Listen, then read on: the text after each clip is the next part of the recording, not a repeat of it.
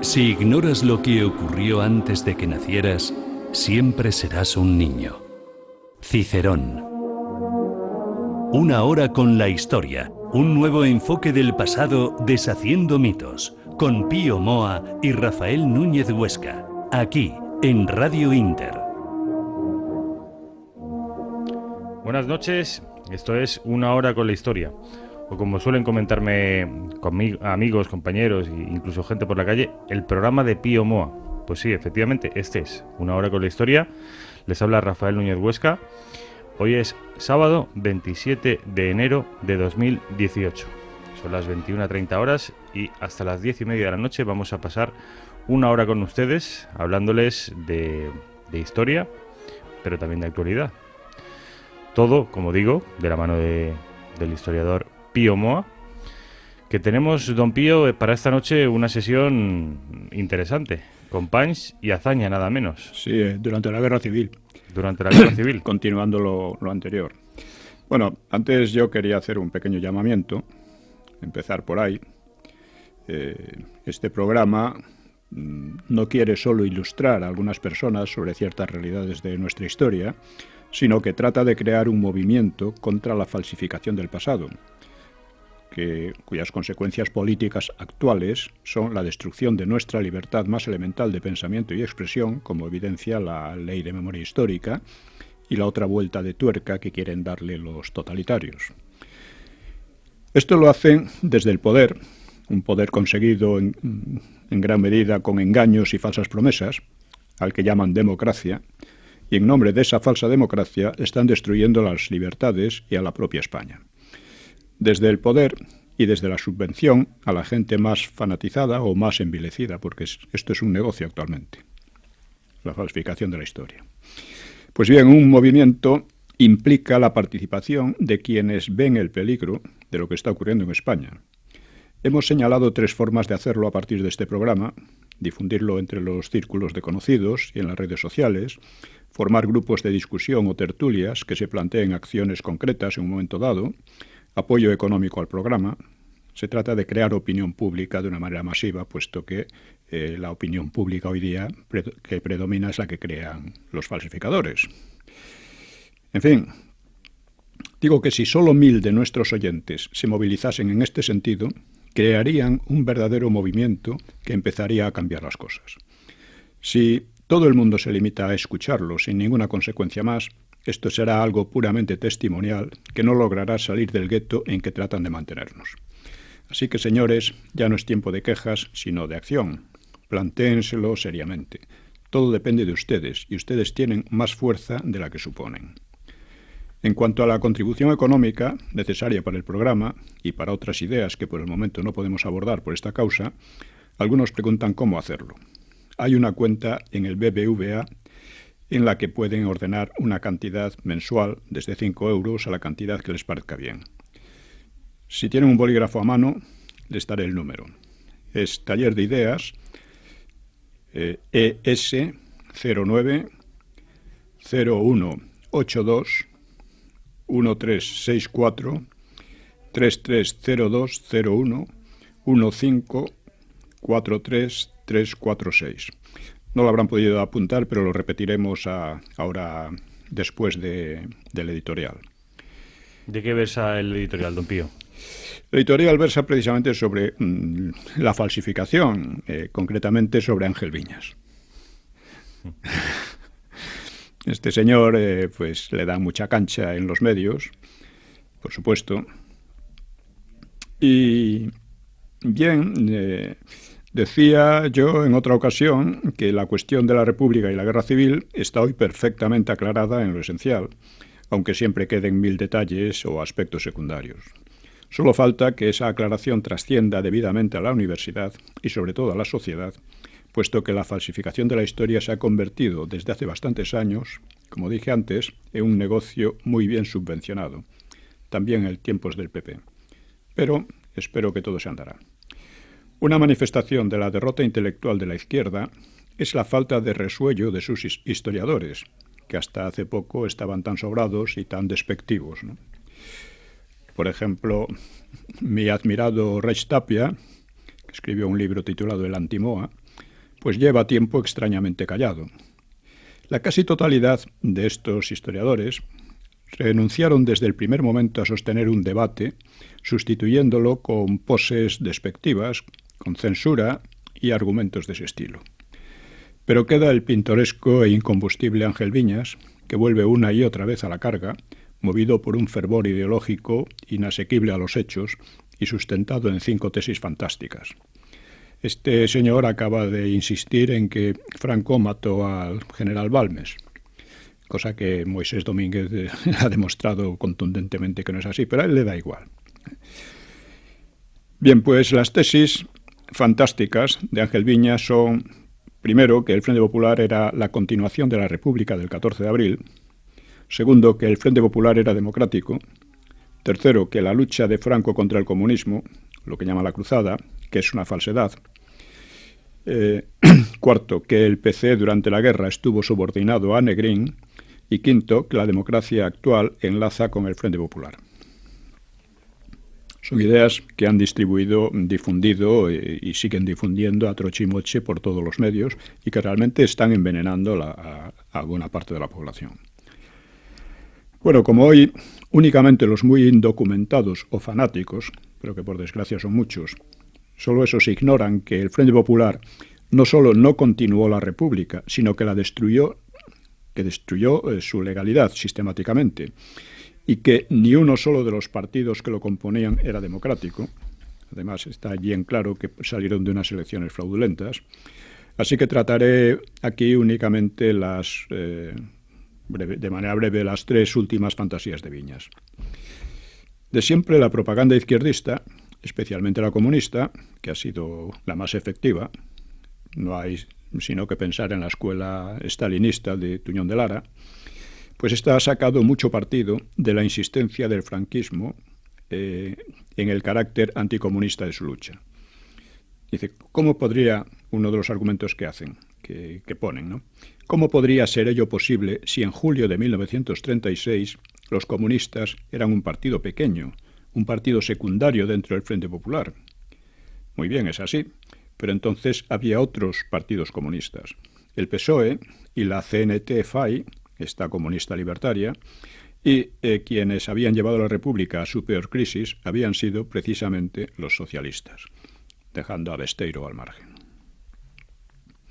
El PSOE fue el principal organizador de la insurrección del 34 y fue la base real del Frente Popular hasta la reanudación de la guerra en el 36. Era ese partido más radical y más inmediatista que el PC. El PC aplazaba un poco la revolución, pero el PSOE creía que era el momento, ¿no? Pues el PC pensaba que una revolución tardaría todavía algún tiempo más, ¿no? El PSOE fue el que llevó a cabo la mayor parte del terrorismo de la época. Las invasiones de fincas, las huelgas salvajes, en esto le superó la CNT. El que organizó el asesinato de Calvo Sotelo y participó como el primero en los incendios de iglesias, de registros, de centros políticos y periodísticos de la derecha, etc. Todo lo cual realizó bajo la cobertura de los gobiernos de Azaña y de Casares Quiroga. Para el PSOE, la Unión Soviética de Stalin era el modelo a imitar y seguía una política típicamente marxista-revolucionaria, y su agitación contribuyó poderosamente a que poco antes de julio del 36 miles de empresas quebrasen y fuesen al paro cientos de miles de trabajadores, un modo excelente de favorecer a los obreros. Fue el PSOE y no el PC el que arrojó luego al régimen en brazos de Stalin, al entregarle, en condiciones inauditas, el grueso de las reservas de oro del país. En condiciones inauditas porque ni siquiera exigieron un recibo. Fueron los rusos los que dijeron, ahí va un recibo de este dinero, de esto que nos han mandado ustedes. Es una cosa alucinante lo que realmente ocurrió. Y esto Viñas lo ha disfrazado de una manera, el libro que le dio cierto crédito, porque tenía algunos elementos de investigación, pero en el fondo estaba desenfocado por completo, fue su libro sobre el oro de Moscú. ¿Y la tesis de ese libro cuál era? Que todo fue normal y legal y que no había ningún problema. No había ningún problema político, que esto lo ha inflado el franquismo pues para justificarse. ¿Y sin embargo respeta usted ese libro? No lo respeto para nada. Lo he criticado abundantemente. Lo que ocurre es que digo que tiene elementos de investigación. O sea, usted puede ir a un archivo y sacar 4 cosas y da la impresión de que... Pero no, una persona que tiene un sentido crítico y que conoce más cosas que las que él ha sacado de ese archivo, pues lo puede desmentir perfectamente, ¿no? Fue un acto completamente ilegal, fue un acto de cierto modo de piratería, que se basaba en la idea de que Francia e Inglaterra no negociarían el oro, que es falso. En cambio negociaron la plata con toda tranquilidad. Esta gente negocia, el dinero es el dinero, ¿no? Ahí no hay problema, ¿no? Y así sucesivamente. En fin, por cierto, el PSOE fue también un entusiasta promotor de las checas, como podrían haber sido los propios chequistas soviéticos. O sea, comprendo que estos hechos no preocupen a Viñas, pero él debe comprender que otros los consideremos definitorios. Él pasa por encima de todo esto, como si no, eso era un partido democrático y todo era legal y bien. Por consiguiente, fuera una cruzada o no cruzada, que eso es lo de menos. De hecho, la izquierda también hablaba de su lucha como una cruzada. Es llamativo, ¿no? ¿Qué hay decir? ¿El Vaticano llegó a bautizarlo como cruzada? Creo que el Vaticano no, pero aquí se bautizó enseguida por muchísima gente como una cruzada. Y en cierto modo, en la medida en que era una lucha contra unos partidos que intentaban destruir por completo la cultura cristiana, pues sí era una cruzada. Pero por otra parte, discutir sobre eso, Eisenhower, su libro de memorias sobre la Segunda Guerra Mundial, lo llama cruzada en Europa. O sea que es una palabra perfectamente utilizable, y en este caso con mucha más razón. Bueno, pero Viñas se centra, cruzada, no, una cruzada, bueno, dejemos esa bobada, ¿no? Fue una cruzada o no cruzada, lo que sea, una lucha, una guerra contra el comunismo sin género de dudas. Es irrelevante en cualquier caso, como claro, lo llamemos. Totalmente. Pero a algunos les encanta ponerse a discutir sobre palabrería, ¿no? Pero Viñas, siguiendo la clásica propaganda comunista, él sostiene que en realidad la lucha no fue contra el comunismo, sino contra la modernización económica, social y política de la República. Esas modernizaciones están hoy bien estudiadas.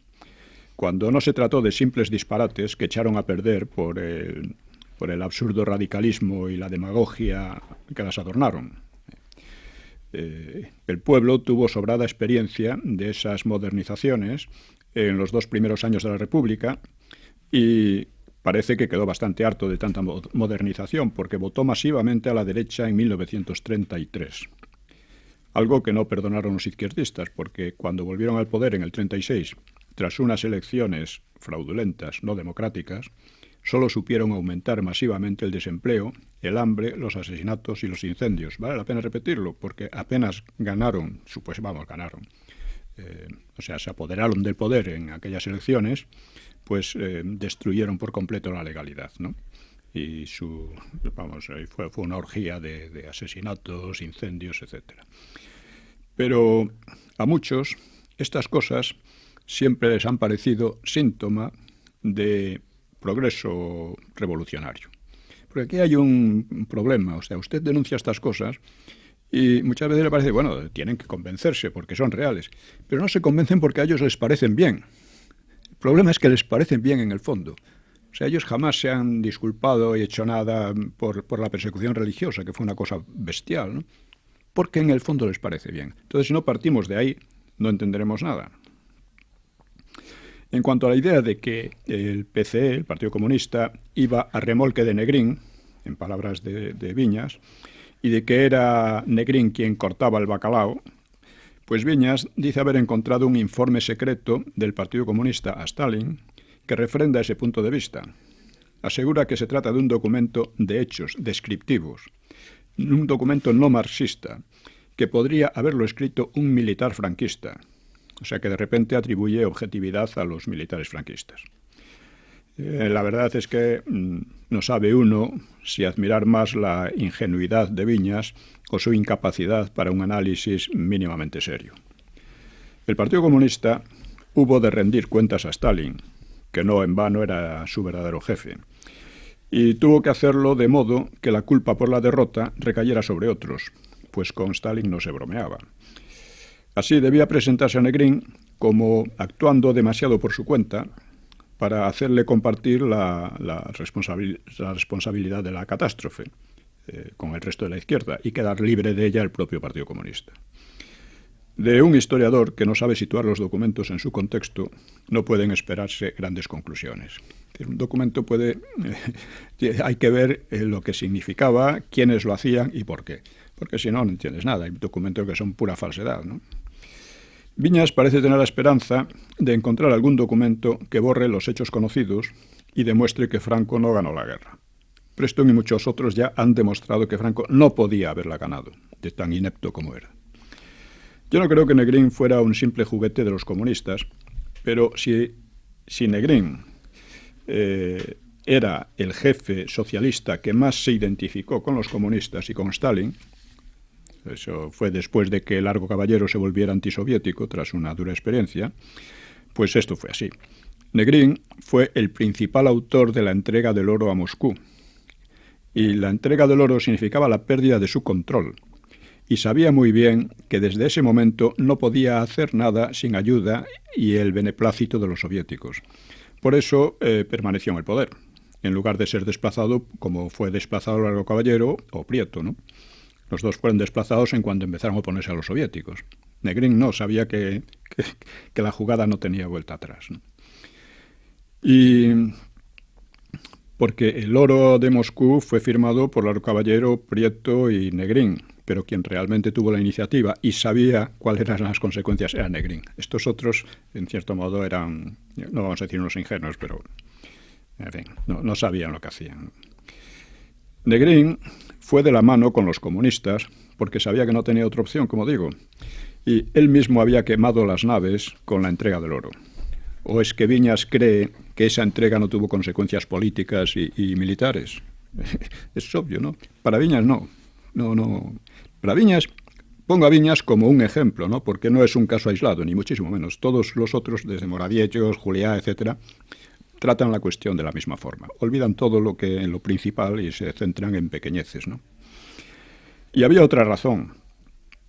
El PSOE perdió durante la guerra la mayor parte de su fuerza inicial, porque se dividió entre caballeristas, prietistas y negrinistas. Se dividió el partido, es decir, los caballeristas fueron perseguidos abiertamente, ¿no? ¿Y dónde se situaba este socialista que a usted le gusta tanto y al que siempre salva de la quema? A Besteiro. Besteiro en la guerra se quedó en la nada. Besteiro ya... Pero ¿tuvo cierta influencia antes de la guerra en el Partido Socialista? No, antes de la guerra no, la tuvo hasta 1933, a partir de ahí nada. Fue desplazado, organizaron la revolución y a partir de ahí quedó como una figura testimonial, pero sin ninguna influencia dentro del partido. Claro. Ese fue el problema. Besteiro fue el que dijo al final de la guerra: hemos sido derrotados por nuestras propias culpas, por haber caído en manos de los soviéticos, etcétera, ¿no? Lo dijo muy claramente. ¿Qué fue de este señor cuando acabó la guerra? Pues fue juzgado, creo que fue condenado a muerte, pero conmutado inmediatamente, como pasaba con muchísimas cosas. Una conmutación era cadena perpetua y la cadena perpetua generalmente no duraba más que, podía durar entre 4 y 6 años, como mucho. Lo que pasa es que tuvo una herida en la cárcel, enfermó y murió, como era ya muy mayor, y una septicemia, ¿no? Y esto fue lo que pasó. Bueno, pues el Partido Socialista se divide en esas tres, en prietistas, caballeristas y negrinistas. Son tres facciones. Los besteiristas habían desaparecido, no significaban nada, ¿no? Así que Negrín no podía contar más que con una fracción minoritaria de su partido y solo podía apoyarse en el Partido Comunista. Y el Partido Comunista en muy poco tiempo ganó la hegemonía en el Partido Popular, porque ya he explicado por qué. Los comunistas eran los únicos serios realmente, ¿no? Tenían una verdadera estrategia militar y política. Los demás partidos, su estrategia era salvarse como pudieran, ¿no? Pero no iban más allá, sobrevivir y poco más, ¿no? Y si iban bien las cosas, pues arramblar con todo el poder y con todo el dinero posible, ¿no? Y el Partido Comunista, además, dentro de su estrategia, había tomado el control de la mayor parte del ejército y de la policía, porque sabía que era lo que iban a decir la situación cuando llegara la victoria, ¿no? Con sus propios aliados, ¿no? Y había tomado el control, como digo, de eso. Sin el Partido Comunista y Stalin, Negrín no era nada. Simplemente no era nada. Ello aparte de que Negrín, aquí en Viñas se ensalza tanto, ¿no? Tenía de demócrata lo mismo que Stalin, ¿no? O lo mismo que Viñas, ya puestos a eso, ¿no? Pero este análisis elemental se le escapa a nuestro brillante historiador. ¿Y qué decir del nexo entre la Segunda República y la democracia actual, quiero decir, que él defiende? Todos sabemos cómo llegó la democracia, mediante una reforma desde el franquismo y por el franquismo, y no de la ruptura que proponían los partidos admiradores del Frente Popular. Pero quizá tenga algo de razón nuestro original historiador, porque si la acelerada involución política a que estamos asistiendo desde el 11M, si esto sigue adelante, esto lo escribí hace tiempo, ¿no? Pues, y ha seguido, ya lo creo, pues puede muy bien ocurrir que volvamos a la democracia que le gusta a los Viñas, a los socialistas, orgullosos de su revolución del 34, a los comunistas de Izquierda Unida y similares. Esperemos que haya una reacción a tiempo. Este artículo es de hace 9 años. No ha habido esa reacción. Por mucho que se ha insistido y tal igual, y en gran parte es porque no se ha creado un movimiento. Hay que crear un movimiento en este sentido, ¿no? Así que vamos a volver a dar el número para la contribución a este movimiento, que es BBVA, de Taller de Ideas, y el número es, si tienen el bolígrafo a mano, pueden apuntar, es ES09 0182 1364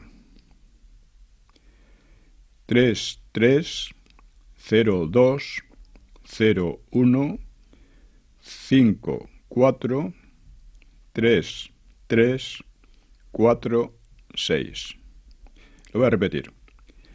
ES09 0182 1364 3302 0154 3346. Este número lo pueden ver también en YouTube. Aparece en la carátula, creo, ¿no? Y es una buena idea para todo el mundo que nos escuche en directo. Es una buena idea, don Pío, darlo al principio y volver a dar el número pasados unos minutos, sí, porque así la gente le ha dado tiempo a coger papel y bolígrafo. Claro, efectivamente. Don Pío, vamos a abordar ya el tema que va a ocupar el grueso de la sesión, que es Companys y hazaña durante la Guerra Civil. Eso es. Hemos visto cómo Companys primero salió con los anarquistas, luego con los comunistas para echar a los anarquistas y luego perdió el control de la situación.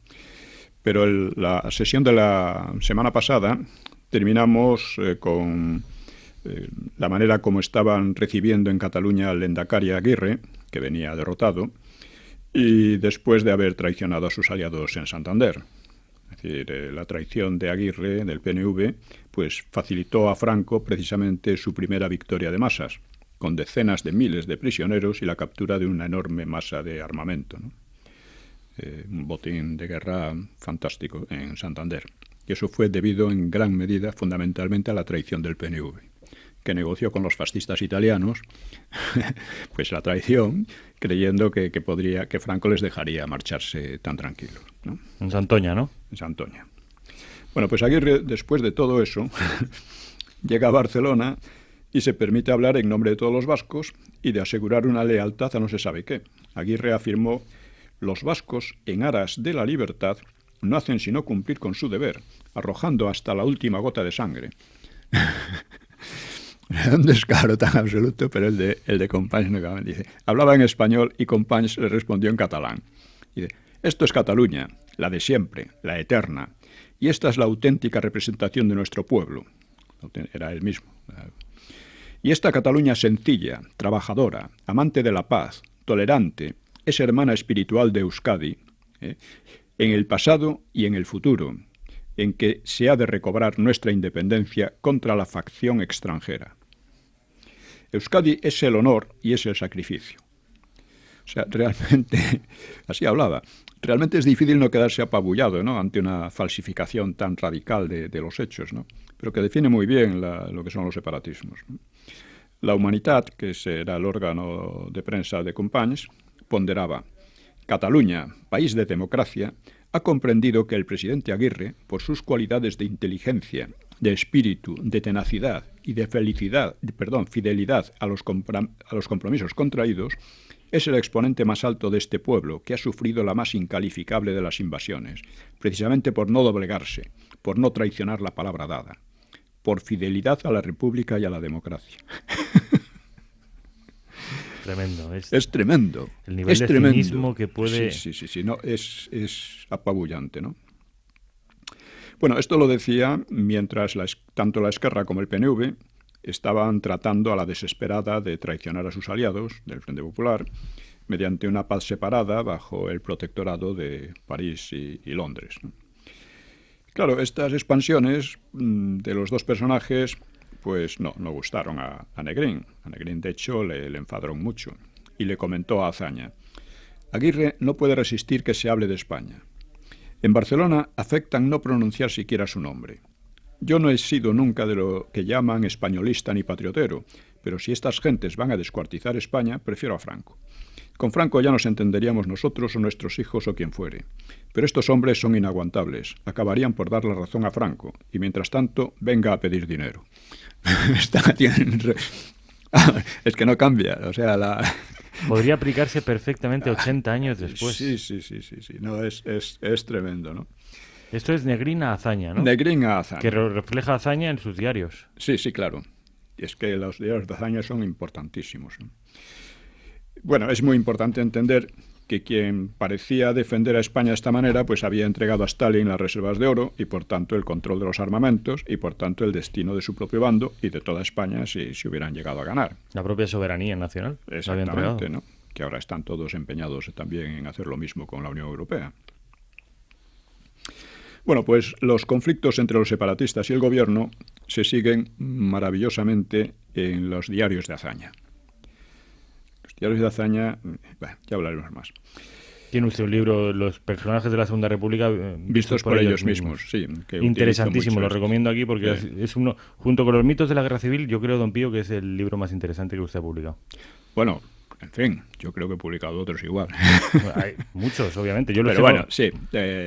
Es que en general mi método ha consistido en recoger lo que ellos mismos decían, cómo analizaban ellos mismos las situaciones, porque esto, si no, se pierde uno en discusiones menores con historiadores estos de poco pelo, ¿no?, que es lo que hay normalmente, ¿no? De medio pelo, se dice. Yo mucho pelo no tengo tampoco.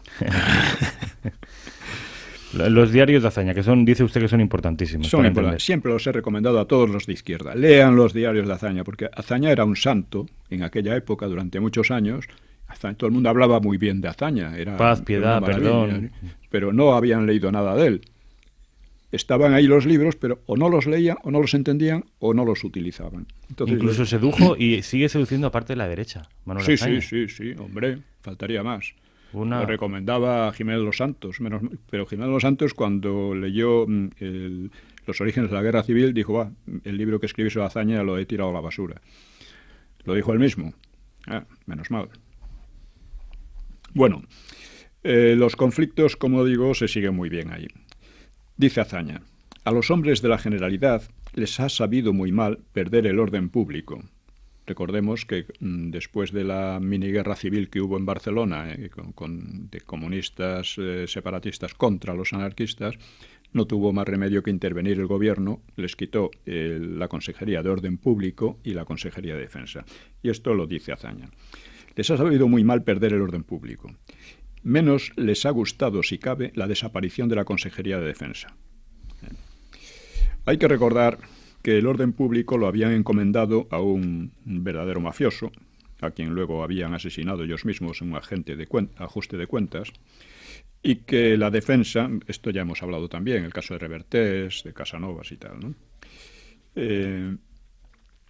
Y que la defensa había consistido en una serie de operaciones que parasitando al gobierno central y a los anarquistas y que habían llevado a las derrotas, ¿no? Y sigue Azaña. El mayor obstáculo para la acción del gobierno será la política tortuosa de los hombres de la Generalidad. Así viene ocurriendo desde julio de 1936, con desastrosas consecuencias para la marcha de la guerra. Ahora pondrán 1000 asechanzas y estarán agazapados en espera de la ocasión. Azaña al final les había entendido, pero durante muchos años no. Companys le había enviado a Azaña una carta de quejas y Azaña la valoraba así. Dice: he dicho a Negrín que las gentes de la Generalidad, mal avenidas con su fracaso, con la impopularidad resultante y con el rescate de los servicios, tratarían de mover un conflicto para hablar de la catalanidad ofendida o de las libertades holladas, etc. Se apresurarían a presentarse ante la opinión como defensores de la tierra. Había que prevenirse y gobernar con mucho tacto, pero sin dejarse ganar la mano. Ya está aquí la carta de Companys hablando de los sentimientos de Cataluña lastimados. No sería extraño que aprovechasen el caso Nin, que Companys fija escandalizarse como campeón del derecho después de cuanto ha ocurrido en Cataluña bajo su mando personal es de un cinismo increíble, insufrible, dice. Esto Azaña. El caso Nin fue, ya sabemos, el asesinato, la desaparición, asesinato de este líder del POUM y que, claro, creó un escándalo y pensaba, esto van a aprovechar para, después de todos los crímenes que ha habido en Cataluña bajo el mando de Companys, lo van a aprovechar para decir, esto es intolerable, ¿a dónde vamos a llegar? Para atacar al gobierno, ¿no? La crítica de Azaña a Companys, pues claro, es muy chocante, pues los dos habían hecho esencialmente lo mismo desde años atrás. Se habían asociado con revolucionarios extremistas para derribar a toda costa a la derecha. Los dos habían creído que no les sería difícil dominar o engañar en el momento oportuno a aquellos amigos suyos, a aquellos aliados tan inquietantes, y al final, como aprendices de brujo, pues habían desatado fuerzas incontrolables que les ponían en peligro a ellos mismos. Azaña lo veía muy claro en Companys, pero no lo veía en sí mismo. Le pasa como lo de Negrín y el patriotismo español, ¿no? Por tanto, la Esquerra, ellos defendían a España porque tenían que defenderlo. Defendían a España, vamos, su visión de España, que era una visión completamente distorsionada, ¿no? Tenían que hacerlo porque eran sus cargos, era su vida, ¿no? El momento en que habían llegado era su propia vida, ¿no? Pero ellos sí que tenían una cierta visión de España, esa izquierda burguesa, teneísta. Sí, claro que Otra la tenía. cosa era la izquierda marxista, pero esta gente sí que tenía una... La izquierda marxista era más españolista que estos, ¿eh? La comunista, no la marxista. El PSOE no, eso era otra cosa. Estos, la visión que tenían completamente distorsionada. Era una visión basada en la leyenda negra, que venía del regeneracionismo, y ellos iban a ser, en cierto modo, los que regenerasen a España. Pero vamos, los regeneraban solo a base de maldecir toda la historia anterior, y suponiendo que ellos, que en realidad eran muy mediocres, eran muy, vamos a decir, cantamañanas, pues ellos que eran los que podían regenerar al país y hacer del país algo importante y bueno. No, claro, era eso. Despreciaban tanto la historia de España como apreciaban en exceso, muy en exceso a sí mismos, que no eran nadie, eran unos charlatanes. O sea, uno analiza, bueno, por ejemplo, en los personajes de la República vistos por ellos mismos, uno puede ir analizando las cosas que decían y uno se queda pasmado. Bueno, pues eso era eso. Cuando ellos dicen, no, queremos otra España mejor, una España mejor con vosotros, eso es imposible. Hay que quitar esa leyenda que ha calado mucho en la derecha, ¿no? De que ellos eran una gente bien intencionada, con buenas ideas, etcétera. No, eran un desastre y fueron ellos los que trajeron a los otros y que crearon, como aprendices de brujo, que crearon aquella situación, ¿no? En fin, la Esquerra lo que se dedicaba era a sembrar el malestar entre la población contra el gobierno, ¿no? Según Azaña, Tarradellas decía que tras rescatar el orden público, el gobierno, pues habían enviado a Cataluña un ejército de ocupación. Que dice, un ejército de ocupación que vive a costa del país, o sea, de Cataluña. De Madrid se está haciendo un mito, de la resistencia de Madrid, claro, se está haciendo un mito para emplearlo a favor de la política centralista. En el frente de Madrid hay 40.000 catalanes, no había ni la 10ª parte, bastante menos, ¿no? Ni la 20ª parte a aquellas alturas, ¿no? Si ha podido emprenderse la ofensiva de Brunete, se ha debido a que Cataluña ha dado tantos o cuantos millares de cartuchos. El frente de Aragón es el único que no ha retrocedido nunca, en tanto que no se ha hecho más que correr desde Cádiz a Madrid. Claro, no ha retrocedido porque no era atacado, pero de Cádiz, los nacionales atacaban de Cádiz a Madrid. En Cataluña, dice Tarradellas, resolvimos, esto lo cita Azaña, perdón. En Cataluña resolvimos el problema en 48 horas, librándonos de la rebelión en todo nuestro territorio. Por eso hemos podido hacer política. En los demás sitios no han sabido hacer otro tanto. Esto era un poco la política que habían hecho, era la que hemos hablado en las sesiones anteriores, o sea, la política de crímenes, robos y destrucción de todo, ¿no? Y en fin, estas argucias pues nucleaban la propaganda de la Esquerra entre los catalanes, que no hay que olvidar que las cosas más disparatadas podían tener efecto con una propaganda. Por ejemplo, recordemos como después del ridículo fracaso de la insurrección del 34, pues convirtieron a Companys en la encarnación de Cataluña. Y esto cuajó. Bueno, anota Azaña. Son materiales para un conflicto venidero. Es la separación radical de la causa de Cataluña y de la causa general de España. La explicación de cuanto viene ocurriendo en Cataluña no es otra, completando esa actitud con la irrupción anarcosindicalista, cooperante de la Generalidad para anular el Estado. Que Cataluña correrá en esta guerra la misma suerte que el resto de España es una realidad palmaria que ningún catalán desconoce ni niega, pero no basta para apear los de aquella opinión ni de cuanto denota. Se mueven entre la deslealtad y la estupidez, dice Azaña. Hasta entonces, escribe Azaña indignado, los periódicos, esto también es muy actual, los periódicos nunca han dicho la verdad acerca de Cataluña. ¿Por qué? Por ignorancia o falta de discernimiento en parte, por bobería y optimismo revolucionario, por espíritu de imitación o por miedo. Según él, aquello estaba cambiando, pero no muy bien. Dice, el socialista de Madrid ayer inserta otro artículo tomando pie de la zafiedad enconada de un articulista barcelonés que pedía prohibir la publicación de periódicos en castellano porque decía que era el enemigo, el dominador, el castellano. Dice, ya está ahora la polémica armada. Vendrá ahora la réplica de Barcelona y medraremos. Lo dice Azaña. Entre los propios separatistas, por otra parte, reinaba la división y la incertidumbre, porque Casanovas, que era un separatista radical, que había sido presidente del Parlamento, acusaba a Companys de los excesos y los desórdenes por su complacencia con la CNT y le dijo a Azaña en Valencia, que él ya no volvió a Cataluña. Repetiré brevemente el asunto. Le dijo a los de la Generalidad, que están indignados porque les han quitado el orden público, hay que decirles que ellos lo han perdido por sus errores. Según él, la opinión catalana despreciaba a Companys, Tarradellas y los demás. En fin, lo que había detrás de eso era el complot, aquel famoso, de Revertés, y con la huida de Casanovas a Francia. Era una cosa verdaderamente, no sé, de culebrón, en que estaba mezclado asuntos de faltas, corrupción, peleas entre anarquistas y separatistas, etcétera, ¿no? Que terminó con el asesinato de Revertés y el pobre Casanovas escapó y ya está. Para normalizar la industria bélica, que era otro de los temas fundamentales, Negrín se entrevistó con Companys y la impresión que sacó, según cuenta Azaña, fue la de imposibilidad de concertar nada serio. Enredo, palabras, doblez.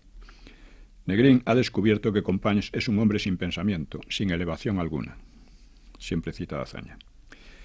Y en agosto, estamos siempre en 1937, la Esquerra recibió un nuevo golpe cuando el gobierno disolvió el Consejo de Aragón, en la zona ocupada por los anarquistas, y cuando sus jefes fueron detenidos con acusaciones de robos y violencias. Es como cuando unos partidos ahora se acusan a otros de corrupción, porque eran todos lo mismo, ¿no? Azaña recoge el despecho de la generalidad. Dice: a Companys y a otros se les acaba la estúpida comedia de que las tierras aragonesas las había conquistado Cataluña para la Gran Catalonia, y no les conviene nada que en la raya occidental de Cataluña reaparezca una autoridad responsable, suprimiendo la anarquía con la que no les iba mal, incluso para asustar. Aquí conviene decir que... Lo anterior es de Azaña, ¿no? Aquí conviene decir que los anarquistas, a los que Companys había engañado mucho, estaban siendo perseguidos por todas partes. Según la versión comunista, los anarquistas habían implantado en Aragón la violencia y el terror, cito textualmente, de la historia de la guerra por el Partido Comunista. Dice: se perseguía y aún se ejecutaba a los campesinos que se resistían a entrar en las llamadas colectividades agrícolas, o por simple venganza. En la zona del Cinca, en una sola noche, fueron asesinados 128 campesinos.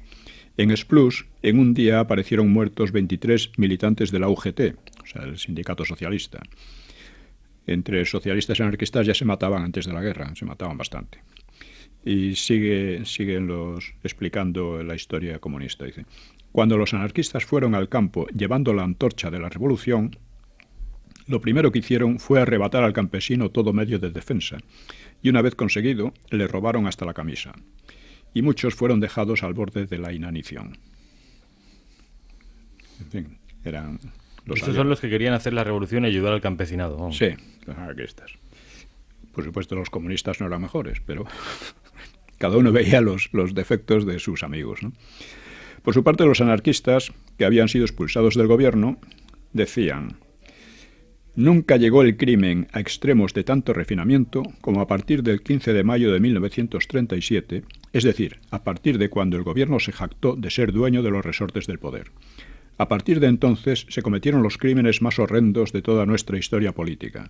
Las mazmorras de la GPU se multiplicaron como infiernos de Dante. Esto lo dice Peirats, un líder anarquista, en sus memorias. Claro, eran crímenes contra los anarquistas, pero los otros crímenes que habían hecho entre todos, contra la derecha, contra, en fin, los partidarios de España, esos no tenían importancia. Bien, esta es la situación real del Frente Popular en Cataluña. Companys no paraba de protestar contra el gobierno, ¿no? Y Prieto le comunicó a Azaña a finales de agosto: Companys está loco, pero loco de encerrar en un manicomio. En un banquete, Companys se había desatado en imprecaciones contra el gobierno y en quejas, cito, sobre su situación personal, que él estima desairada e insostenible. Apuntó el deseo de recobrar el orden público. Está muy enojado porque en el preámbulo del decreto que disolvió el Consejo de Aragón hay unas frases que considera un ataque al régimen autonómico. Efectivamente tenía que ser muy amargo para la Esquerra contemplar cómo se les escurría de las manos el poder casi independiente que habían montado durante los primeros 10 meses de la guerra. Eso sí, lo habían montado vulnerando sistemáticamente el estatuto, vulnerando los acuerdos, vulnerando todas las reglas del juego, lo mismo que había hecho el PNV en Vascongadas, ¿no? En una primera etapa se habían aliado con los anarquistas y los habían engañado. En una segunda etapa se habían aliado con los comunistas para eliminar a los anarquistas, pero estaba resultando que los comunistas se estaban volviendo más centralistas y españolistas que nadie. Hay que tener en cuenta que durante la República los ataques a España, a su historia y a su cultura habían sido constantes, y que casi todo el mundo creía que el sentimiento patriótico había desaparecido en la mayor parte de la gente. Creían eso, ¿no? Mientras que los sentimientos separatistas y los revolucionarios eran los que tenían fuerza de verdad entre las masas, ¿no? Pero todos habían ido comprobando cómo la apelación de los nacionales al patriotismo español había movilizado a millones de personas, era una fuerza muy real, y los comunistas comprendieron, fueron los primeros en comprender, que para ganar tenían que arrebatar a los nacionales la bandera de la patria, la bandera de España. De modo que su estrategia consistió en movilizar el fervor patriótico contra una invasión extranjera de alemanes, italianos y moros. Esa es la tesis de los comunistas, ¿no? Estando ellos respaldados por Moscú. No solo respaldados, sino dirigidos. porque aquí los alemanes e italianos nunca influyeron, y los moros menos, ¿no?, en la dirección ni militar ni política, ¿no? Bien, los comunistas entonces se dieron cuenta de que los separatismos no cooperaban a la tarea común, sino que la obstaculizaban. En fin, eso pasó algo parecido en la Segunda Guerra Mundial, cuando Stalin invocó la Gran Guerra Patria contra el invasor alemán, solo que en la Segunda Guerra Mundial era real, la invasión era una realidad, mientras que en la Guerra de España los verdaderos invasores eran los soviéticos, que cada vez dominaban más al Frente Popular. Hay que tener en cuenta, muchas veces se dice es que los soviéticos mandaron menos gente a las brigadas internacionales que los italianos y tal. Bueno, sí, pero tenían aquí un partido comunista que era el más influyente, enseguida se convirtió en el más influyente, el más poderoso, que eran agentes suyos, eran como invasores realmente, ¿no?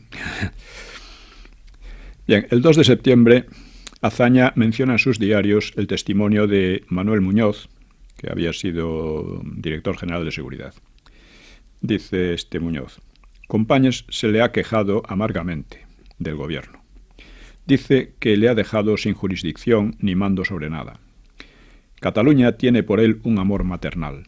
Está resuelto a dimitir y a no ser más que Luis Companys para hablar en la plaza pública y levantar el ánimo de su país, dice que es el hijo más querido, etcétera, etcétera. Es decir, Companys había llegado a creerse su propia propaganda, como pasa muchas veces, ¿no?, que lo presentaba como la encarnación de Cataluña.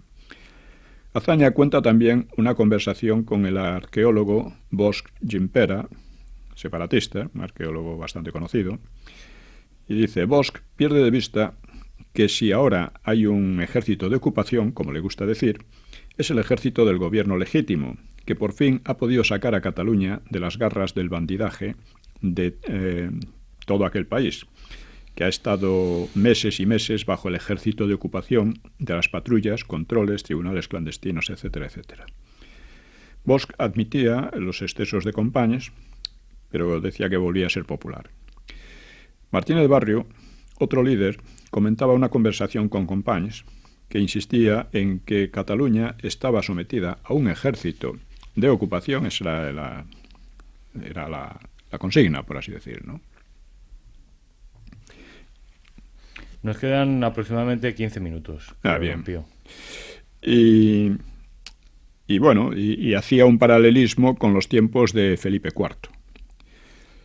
Pero entonces... 10 minutos. Sí. Gracias. Pero entonces, dice Companys, entonces hubo alguien que no se conformó, Pau Clarís, que se entendió con Richelieu para hacer la guerra a España. Y comenta Azaña: poco encubierta amenaza, y amenaza de traición. ¿Quién sería ahora Richelieu? Le preguntó Martínez Barrio. Y dice Azaña: ¿acaso Mussolini? Lo que ofrece pocas dudas es que Companys sueña con Clarís. Yo creo que es muy importante señalar a nuestros oyentes, don Pío, que esta dureza y esta contundencia de Azaña contra el catalanismo era nueva. Es decir, claro. Azaña fue solo 3 o 4 años antes el principal valedor de los intereses catalanistas en Madrid, sí, y el impulsor de su Estatuto de Autonomía. Separatistas, sí. Y hacía como que no se enteraba de lo que querían y lo que decían los separatistas. Decían: no, son demócratas, son republicanos, Hubo un debate muy interesante, ¿no?, entre Ortega y Azaña a cuenta del Estatuto catalán, en el que Azaña representaba todo lo que luego acabó criticando. Claro, porque cuando vio que Companys le quitaba todos los resortes del poder en los primeros meses de la guerra y que hacía lo que le daba la gana y que dejaba a él y al gobierno pues prácticamente sin recursos, ¿no?, porque se llevaron hasta el dinero del Banco de España y todo lo que tenían a mano, pues entonces reaccionó. Pero hasta entonces no, hasta entonces eran amigos y eran aliados, ¿no? Bueno, pues Azaña y Martínez Barrio, pues lo que demuestra estas citas es que ignoraban los tratos de los separatistas con París y con Londres, y también sus intentos con Alemania e Italia, porque ellos tocaban todas las teclas. Azaña alude a las denuncias por el paso clandestino de oro y dinero a Francia a cargo de la Generalidad. Esto tampoco es nuevo. Quiero decir, lo que están haciendo ahora en poner dinero, la Generalidad ha llevado un montón de dinero al extranjero para para arreglar su proyecto de independencia, ¿no?, de separación. Y ya lo hacían entonces. En otro momento, hablando con Pi i Sunyer, que era alcalde de Barcelona y separatista de apariencia moderada, que repetía los mismos tópicos que los demás, ¿no?, y decía que los jóvenes catalanes en el frente no sabían por qué luchaban, porque les estaban quitando la demagogia separatista, ¿no? Y Azaña le recordó unas cuantas cosas. Le dijo: si los jóvenes catalanes no saben por qué se baten, díganselo. Se baten por la República Española, por la libertad de España, de la que es parte integrante Cataluña. Se les ha querido hacer creer que los llamaban a filas para otra cosa. Añada usted el tono general de los periódicos, de los discursos y de las arengas oficiales, su ambigüedad, cuando no su descaro. Delegaciones de la Generalidad en el extranjero. Cosa, como vemos, es lo mismo siempre, ¿no? El eje Bilbao-Barcelona de que hablaban. La Generalidad emite billetes que, en opinión de Nicolau, son pura moneda falsa. Y la prensa dice: se ha creado moneda catalana. Se publica el decreto de movilización, que por cierto fue incumplido, y el comentario es: ha sido creado el ejército catalán. Los periódicos publican los partes de guerra bajo dos rúbricas diferentes. Una dice Cataluña, la otra España. Y le advirtió a Pi i Sunyer: ahora no estamos en guerra con Luis XIII ni hay un Richelieu, aunque no falte en Barcelona quien sueñe con Clarís. Las izquierdas, dijo, no admitirían que al final de la guerra España quedase como una federación de repúblicas con lazos muy débiles, entrando y saliendo de la federación libremente. Estamos en lo mismo. O sea, siempre van a lo mismo y siempre actúan de la misma manera. Con toda la cara dura, Pi i Sunyer se quejó de la censura, que dice que no había permitido publicar una nota oficiosa de la Generalidad desmintiendo los rumores de nuestros tratos con los rebeldes para una paz separada. La queja era una intoxicación para ocultar la realidad, porque los rumores no eran que estaban en tratos con los franquistas, ¿no?, sino con Francia e Inglaterra. Y por además no carecían de base, aunque los detalles todavía los ignoraban tanto Azaña como Negrín. Es decir, durante toda la guerra estuvieron negociando a espaldas de sus aliados, prometiendo a Inglaterra, tanto los separatistas vascos como estos, prometiendo a Inglaterra y a Francia pues prácticamente el protectorado sobre una zona de España al norte del Ebro, que incluiría Aragón también. Es una cosa que ha venido saliendo a la luz durante años y es muy interesante porque muestra la catadura de estos patriotas, no sé. Con todo aquello, el rendimiento industrial no cesaba de bajar. Y vamos a decir algo que ya mencionamos otra vez. Y bajaba porque los obreros catalanes, a pesar de las campañas de propaganda, pues no mostraban el menor afán. Y Azaña escribe: le recuerdo a Comorera la negativa de los obreros a suprimir la semana inglesa, a hacer horas extraordinarias, etc. Y el caso escandaloso ocurrido hace pocos días en Barcelona, negándose los obreros municipales a trabajar el sábado por la tarde y el domingo en el descombro de unas casas bombardeadas y en el salvamento de las víctimas. La situación es real. Terrible, ¿eh? Sí. Companys odiaba la presencia del gobierno en Barcelona porque a finales de octubre el gobierno se trasladó allí, antes estaba en Valencia, ¿no? Y como no podía impedirla, pues buscó acuerdos de poder a poder. Este es otro de sus temas. Ellos son un poder allí que pueden llevarse bien con España, en estas condiciones. La bilateralidad que dicen ahora. Sí, sí. Así que sugirió que se podría hacer una reducción de consejeros de la Generalidad, pero aumentando los ministros catalanes en el gobierno central. Es decir, perdían consejeros en la autonomía, pero adquirían mucho más poder, porque ministros catalanes quiere decir ministros separatistas. Eso es siempre lo mismo, ¿no? Y le decía a Azaña Negrín: ¿lo ve usted?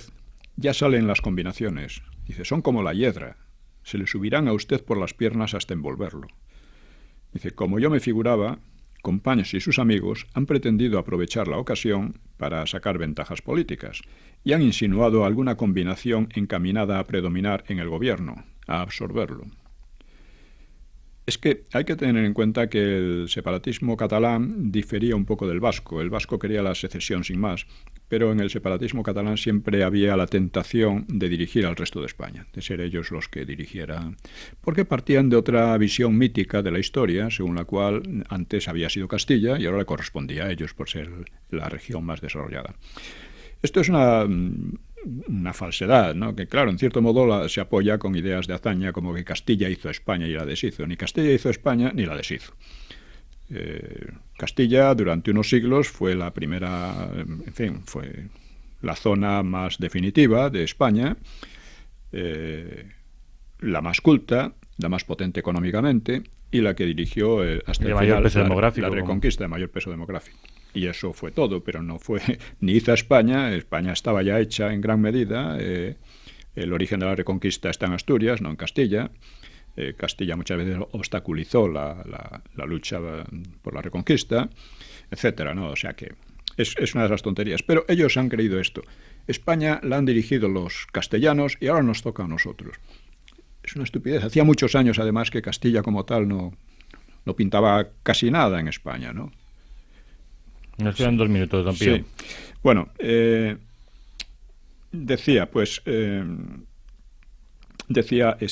como yo me figuraba, dice Azaña, Companys y sus amigos han pretendido aprovechar la ocasión para sacar ventajas políticas y han insinuado alguna combinación encaminada a predominar en el gobierno y a absorberlo. Ya lo dije. Negrín se ha negado a todo y le ha dicho que mantendrá estrictamente el estatuto. Y también presionaba a Aguirre por su lado. Dice, ha tenido la ocurrencia de proponer a Negrín que celebremos una conferencia a los 4 presidentes. Tratarán de envolverle de 1000 maneras, siendo una de las más peligrosas e inaceptable la de marchar de acuerdo. Negrín, de todas formas, algo había aprendido y entendía que sin el mando único político y militar, que era una de las claves del éxito de sus enemigos, pues resultaba ocioso pensar en ganar la guerra. Allí ponerse de acuerdo cuál era, bueno, y estaba decidido a preservar los derechos del Estado. Todo esto incide en la enorme incultura de nuestra clase actual política. Para entender el problema y saber quiénes son los separatistas y sus artimañas, solo habrían tenido que leer en la transición los diarios de Azaña. Entenderían también, de paso, los errores de Azaña. Azaña, por cierto, fue enormemente alabado entonces como un gran estadista. No fue ningún estadista, pero por lo menos había tenido ciertas experiencias y tenía cierta lucidez para ver los errores ajenos. Esto ha sido todo, señoras y señores. Yo creo que ha sido una sesión muy interesante y que ha estado muy trufada de anécdotas que muy bien podrían haber sido actuales, perfectamente contemporáneas, ¿no? Y aprovechadas por nuestra clase política, por lo visto no aprende de la historia, no tiene ni idea ni quiere aprender. No hemos conseguido rentabilizar la historia. Sin embargo, España sigue, continúa. El proyecto nacional español sobrevive, pero tiene que imponerse, que actualmente está en crisis. Nos vemos, señoras y señores, la semana que viene. Espero que hayan disfrutado, como nosotros, haciendo este programa. Buenas noches. Buenas noches.